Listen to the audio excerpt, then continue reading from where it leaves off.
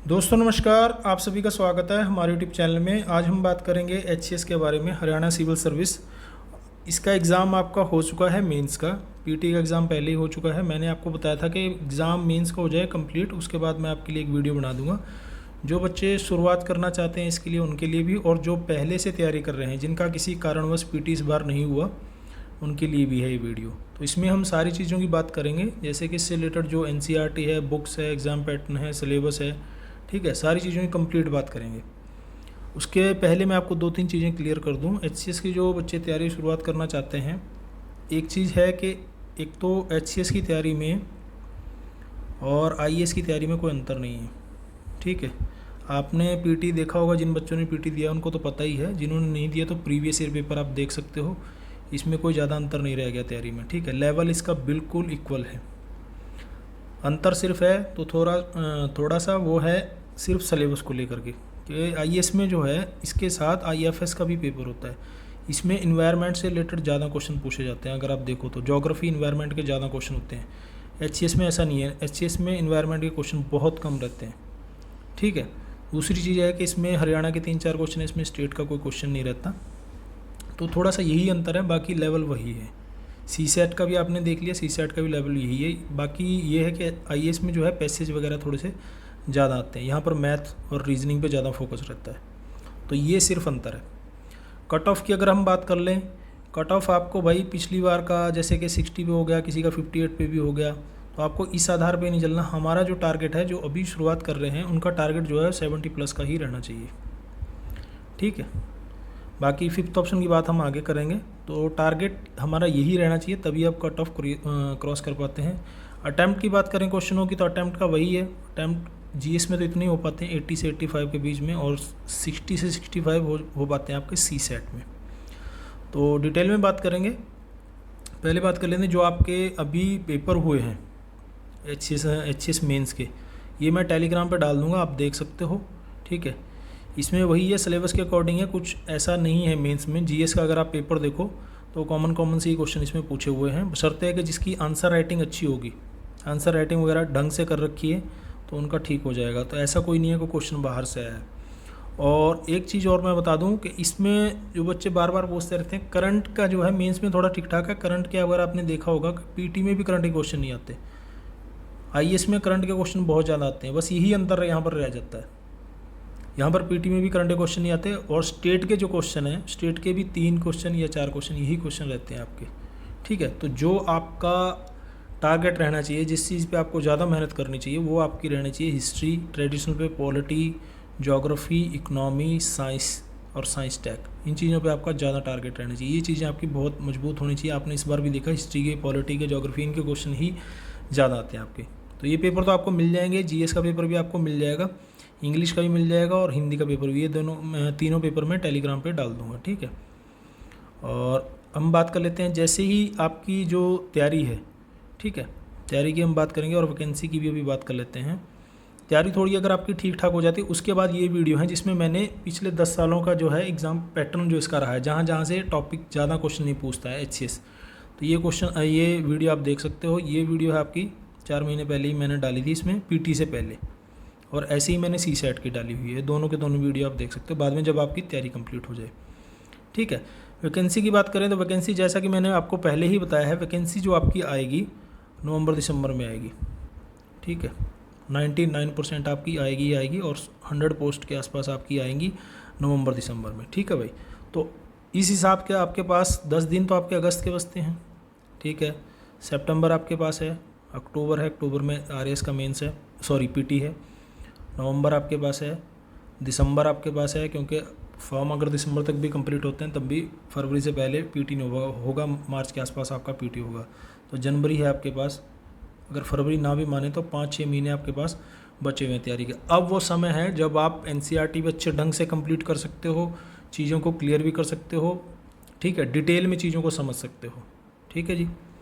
अब हम बात कर लेते हैं इसके थोड़े से पैटर्न की। आपका जो एग्ज़ाम पैटर्न है एचसीएस का, पीटी की हम बात करें, पीटी में जो आपका फर्स्ट पेपर है वह है आपका जनरल स्टडी का, जीएस का, जिसके आधार पे आपकी मेरिट बनती है। 100 ही इसमें क्वेश्चन आते हैं, 100 ही मार्क्स का ही होता है, ठीक है भाई, कट ऑफ मैंने आपको बता ही दी, आपको 70 प्लस लेके चलना चाहिए। 60 भी आसपास हो जाता है, 60 पे 58 पे भी हो जाता है, ठीक है। लेकिन हमारा टारगेट इससे प्लस में रहना चाहिए हमेशा। क्वेश्चन अटैम्प्ट का मैंने बता ही दिया आपको, ठीक है जी। ये क्वालिफाइंग पेपर है, इसमें आपको 33 चाहिए, और इसके आपने देख ही लिया, प्रीवियस ईयर पेपर जरूर देख के जाना भाई, ठीक है।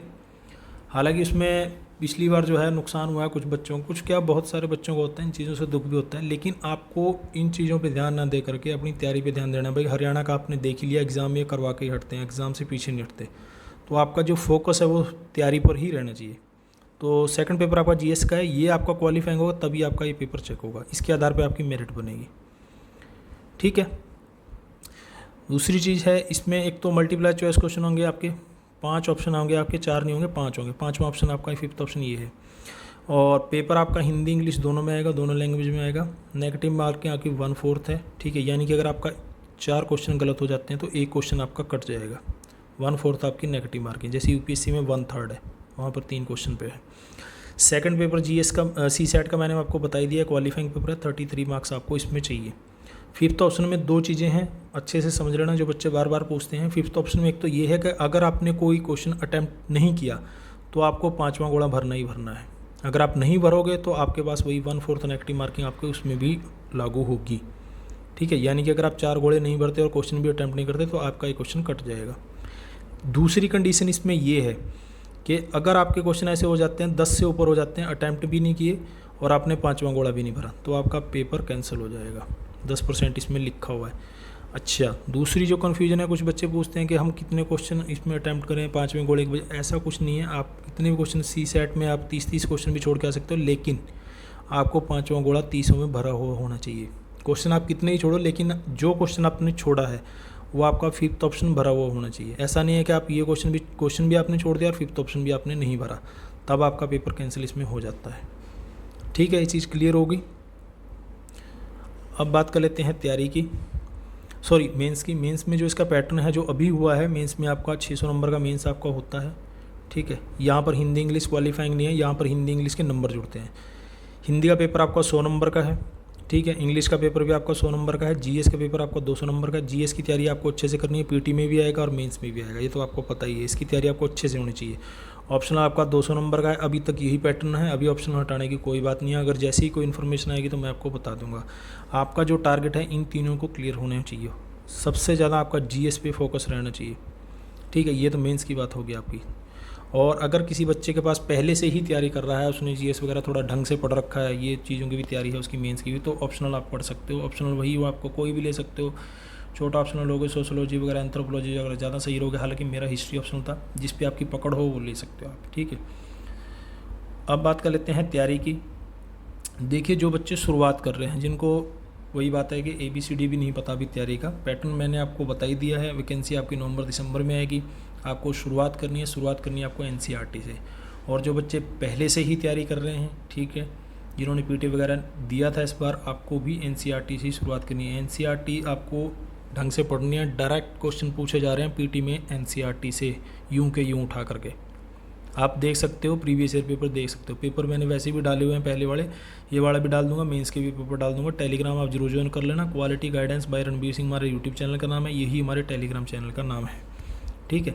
तो NCERT आपको करनी है। ज्योग्राफी, और ज्योग्राफी से भी आप शुरुआत करें, आपका इंटरेस्ट भी बना रहेगा और थोड़ी बेसिक समझ भी आपकी हो जाएगी, ठीक है। 6ठी से लेकर 12वीं तक की NCERT आपको इसमें पढ़नी है, कंप्लीट पढ़नी है भाई NCERT, इसमें कोई छोड़ने वाली नहीं है। वो मैं लास्ट टाइम के लिए पिछली बार मैंने बताया था कि समय कम है, अब आपके पास पूरा समय 6ठी से 12वीं तक की पढ़ो। 6ठी से पढ़ोगे आपकी चीज़ें समझ में आ जाएंगी। दूसरी बात, जो बच्चे NCERT पढ़ते हैं पहली बार में चीज़ें समझ में नहीं आती। अगर आप शुरुआत कर रहे हो अभी, तो आपको सिर्फ और सिर्फ फर्स्ट बार आपको रीडिंग लेनी है। सेकंड बार है जो आपका थोड़ा सा चीज़ें मार्क कर सकते हो, इंपॉर्टेंट। थर्ड बार में है जो आप तीसरी बार जब आप NCERT कंप्लीट करोगे तो उसमें आपको चीज़ें इंपॉर्टेंट मार्क कर लेनी है और कुछ चीज़ें आपको नोट कर लेनी है, क्योंकि NCERT में चीज़ें बार बार रिपीट होती हैं, ठीक है। और लास्ट टाइम के लिए जो रिवीजन के लिए बचती हैं वो आपकी 9th, 10th और 11th की NCERT। 12वीं की जो NCERT है वो मेंस के लिए है, ठीक है भाई। उसके बाद है आपकी, जब NCERT आपकी कंप्लीट हो जाए उसके बाद आपकी महेश कुमार बांडवाल रेफरेंस बुक उठाओ आप, एक चैप्टर, और साथ में आपकी ओरिएंट ब्लैक स्वान की एटलस आती है, ठीक है। साथ में आपकी एटलस, क्योंकि ज्योग्राफी बिना मैपिंग के नहीं होती। इस बार क्लास भी शुरू करेंगे और टेस्ट सीरीज वगैरह भी, वो मैं आपको चीज़ें बाद में बता दूंगा। फिलहाल आप जो शुरुआत कर रहे हैं बच्चे, वो ज्योग्राफी से शुरुआत करो, जो पहले से पढ़ रहे हैं। अभी जो समय आपके पास भरपूर है चीज़ों को डिटेल में समझने का और नोट करने का, ठीक है। तो ये ज्योग्राफी का मैंने बता ही दिया आपको। उसके बाद है आपका हिस्ट्री का क्वेश्चन, आपने देख ही लिया हिस्ट्री क्वेश्चन कितने ज़्यादा। अच्छा, एक चीज़ और है, ये जो एनसीईआरटी है भाई ज्योग्राफी की, ये न्यू वाली एनसीईआरटी है, नए वाली एनसीईआरटी, पुराने वाली नहीं है, ठीक है। और उसके बाद है आपकी हिस्ट्री। हिस्ट्री में जो एनसीईआरटी है आपकी, वो ओल्ड एनसीईआरटी है, नए वाली एनसीईआरटी नहीं चाहिए, ओल्ड वाली एनसीईआरटी, ठीक है। ओल्ड वाली एनसीईआरटी में आपकी 11th की और 12th की एनसीईआरटी, इसमें आपकी तीनों चीज़ें क्लियर हो जाती है। एंशिएंट आपका, मेडिवल और मॉडर्न, ठीक है। ये तीनों आपके कंप्लीट हो जाते हैं, प्राचीन भारत, मध्यकालीन भारत और आधुनिक भारत, ये तीनों के तीनों इसमें कंप्लीट हो जाते हैं। और फैक्ट के लिए है आपकी आधुनिक भारत का संक्षिप्त इतिहास, स्पेक्ट्रम की जो आती है फैक्ट के लिए, ये मॉडर्न के लिए है। उसके बाद है बिपिन चंद्र, आधुनिक भारत का स्वतंत्रता इतिहास, ये है स्वतंत्रता संग्राम, ये है आपकी मेंस के लिए, ये पीटी में कोई काम नहीं आएगी आपके, ठीक है, ये मेंस के लिए है। और फिर है Nitin Singhania, art and culture question के लिए, और इसमें आपका प्राचीन और मध्यकालीन भारत भी कंप्लीट हो जाता है, ठीक है। इसके टॉपिक मैं आपको बता दूंगा, बहुत मोटी बुक है, सारी डिटेल में पढ़ने की ज़रूरत नहीं है, ठीक है। और एक और चीज़ मैंने देखी है, पिछली बार जो आपके एग्ज़ाम आए हैं, एक प्री मेडवल है, प्री मेडवल में जिसमें आपके हर्ष से आगे और ये जो आक्रमण हुए हैं जहाँ से गौरी का वंश चलता है सल्तनत का, उससे पहले का जो है, इसमें चौल, चालुक्य, ठीक है, ये आ जाते हैं, गुर्जर, प्रतिहार वंश, ये सब इनके लिए मैं टॉपिक है, अगर आपको मिलते हैं लूसेंट वगैरह से भी आप देख सकते हो, ठीक है। और या टॉपिक मैं टेलीग्राम पे डाल दूंगा, इनकी थोड़ी सी, इनसे क्वेश्चन बहुत आ रहे हैं पूछे हुए, और ख़ासकर दक्षिण भारत से, ठीक है भाई। उसके बाद है आपका पॉलिटी। पॉलिटी में आपको सिर्फ और सिर्फ एक एनसीईआरटी में बताऊंगा, एनसीईआरटी है ये 11th क्लास की एनसीईआरटी है, भारत का संविधान, सिद्धांत और व्यवहार, देख लेना 11th क्लास की। वैसे 11th क्लास की एनसीईआरटी जो संविधान से रिलेटेड है, कॉन्स्टिट्यूशन एट वर्क, ठीक है, भारत का संविधान, सिद्धांत और व्यवहार, इससे आपको बेसिक समझ में आ जाएगी, आपको समानता, स्वतंत्रता, बंधुत्व, ये सब चीज़ें पता चल जाएंगी, ठीक है, संसद, पार्लियामेंट, ये सब चीज़ें पता चल जाएंगी। उसके बाद बाइबल बुक तो आपको पता ही है, एम लक्ष्मीकांत है, ठीक है। और साथ में आपके पास होना चाहिए एक बेयर एक्ट, जो आर्टिकल के लिए है। बेयर एक्ट आप सेंट्रल एजेंसी का भी ले सकते हो, सेंट्रल ऑफ पब्लिकेशन का भी ले सकते हो, बस ये देख लेना कि वो डिग्लॉट में होना चाहिए, हिंदी और इंग्लिश दोनों में होना चाहिए, ठीक है। कुछ चीज़ें हिंदी में समझ में आ जाती हैं, कुछ चीज़ें इंग्लिश में समझ में आ जाती हैं, एम लक्ष्मीकांत से बाहर कुछ भी नहीं है। उसके बाद है आपका साइंस। साइंस में देखिए दो तरह की चीज़ें हैं, एक तो साइंस है, एक साइंस टेक है। साइंस है जो पीटी में आता है आपका, साइंस टेक पीटी मेंस दोनों में आता है। साइंस में है जो एनसीईआरटी है वही 9th क्लास की है, 10th क्लास की, 11th की भी है और 12th क्लास की है, ठीक है। ये वैसे बहुत मोटी एनसीईआरटी है, लेकिन पीटी को अगर देखा जाए इस चीज़ के तो क्वेश्चन डायरेक्ट आ रहे हैं एनसीईआरटी से, ठीक है। अब आपके पास टाइम है, आप इन चीज़ों को क्लियर कर लोगे, तीनों, फिजिक्स, केमिस्ट्री और ये बायो से क्वेश्चन थोड़े से ज़्यादा आते हैं, ठीक है। ये तीनों चीज़ें क्लियर कर लोगे। अगर आप एनसीईआरटी नहीं पढ़ सकते तो लूसेंट जर्नल साइंस, जीके वाली नहीं, जर्नल साइंस वाली, तो वो देख सकते हो आप, क्वेश्चन लगा के देख लेना, अगर उससे हो जाते हैं, वैसे हो जाते हैं, लेकिन एनसीईआरटी से डायरेक्ट क्वेश्चन है, इसलिए कह रहा हूँ अब आपके पास टाइम है तो ये चीज़ें क्लियर कर लोगे तो सही रहोगे। साइंस टेक का है, साइंस टेक में भाई दृष्टि की एक बुक आती है, अगर बुक लेना चाहते हो तो दृष्टि की साइंस एंड टेक्नोलॉजी की बुक आती है, ये देख सकते हो, या करंट के नोट्स, करंट से ज़्यादा चीज़ें कवर हो जाती हैं साइंस एंड टेक की, जैसे कभी चंद्रयान है, चंद्रयान 3 चला हुआ है, ठीक है, तो ये चीज़ें आपको बुक में नहीं मिलेंगी, ये करंट से जुड़ी हुई टॉपिक है, ये करंट से आपको मिलेंगी। कोई वैक्सीन है तो ये करंट से जुड़ी हुई चीज़ें में आपको मिलेगी, बुक लेना चाहो तो बुक ले सकते हो। उसके बाद है आपका इकोनॉमी। इकोनॉमी के क्वेश्चन थोड़े से कम आते हैं वैसे, इसमें एक एनसीईआरटी है भारतीय अर्थव्यवस्था का विकास, माइक्रो वाली मैं नहीं बताऊंगा, भारतीय अर्थव्यवस्था का विकास, ठीक है, यूनियन इकोनॉमिक डेवलपमेंट वाली जो बुक है 11th क्लास की एनसीईआरटी, सिर्फ ये पढ़ लो, बेसिक समझ आपकी इकोनॉमी की हो जाएगी। उसके बाद आपकी रेफरेंस बुक है, इसमें चीज़ें क्लियर हो जाती हैं, रमेश सिंह की, कॉन्सेप्ट आपके सारे क्लियर हो जाएंगे, ठीक है, बैंकिंग से रिलेटेड, बजट से रिलेटेड, ये सारी चीज़ें क्लियर हो जाएंगी। और आंकड़ों के लिए आपको पीडी का अतिरिक्तांक, पीडी का जो एडिशनल आता है, जिसमें आपके बजट से रिलेटेड आंकड़े भी होते हैं और सारे जो योजनाएं हैं, योजनाएं भी आपको इसमें मिल जाएंगी, गवर्नमेंट की जो योजनाएं हैं, और जितने भी आंकड़े, डाटा वगैरह आता है गवर्नमेंट का, वो सारा आपको मिल जाता है, ठीक है। आर्थिक समीक्षा टाइम होता है तो देख ही लेते हैं, अभी समय है, लेकिन जब एग्ज़ाम होता है जब इतना समय नहीं होता। आर्थिक समीक्षा से रिलेटेड जो भी डाटा होगा मैं टेलीग्राम पे डाल दूंगा, तो आप ये चीज़ें आप कवर कर लेना अच्छे से, और ये बेसिक के लिए, ठीक है भाई।